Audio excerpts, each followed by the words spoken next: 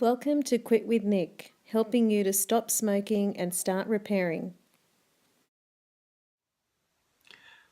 Hi, this is Nick from Quit with Nick, sharing tips and advice to help you create the non-smoker's mindset.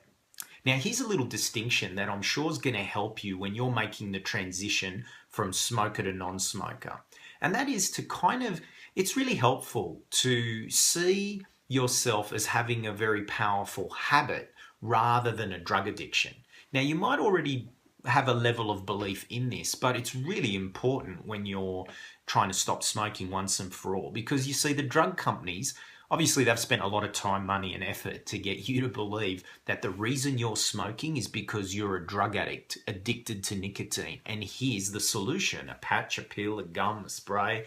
But you see, I see a lot of clients all the time that have already tried all those things and they still want a cigarette. There's got to be something else going on if they say the only reason you're smoking is because your body needs this drug and you've already got this drug from a patch you're wearing. Then why is it that you still want to have a cigarette? It still feels compelling. You still want it. So there's got to be something else going on. The simple fact is no drug, patch, pill, chemical is ever going to address your psychology around smoking and those associations and connections that you've got. So, I mean, there are plenty of other things that shows that smoking is more habit than drug addiction. I mean, how do you start a habit? How do you reinforce a habit?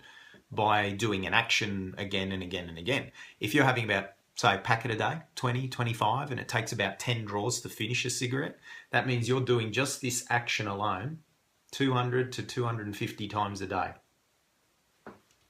That's a lot of this. If you did any action that often in a day, it wouldn't be long before you had a pretty powerful habit. And then when you're trying to stop that all of a sudden, you get moody and irritable and cranky and what do I do with my hands? And the drug companies will say, oh, you're going through all of that because you're a drug addict withdrawing from a drug. But it's also, what am I going to do with my hands? And that kind of thing, right? Also, I mean, really, the real powerful sign of whether a drug is truly addictive to the body or not is to notice what it does to your body when you stop taking it all of a sudden. The truly addictive drugs out there are heroin, cocaine, amphetamines. If you stopped that all of a sudden and you were a heroin addict, your body would be falling apart, shaking, sweating, nausea, vomiting. You'd be going off in color. You'd be waking up every hour in the middle of the night. But who goes through that when they stop smoking? Nothing like that.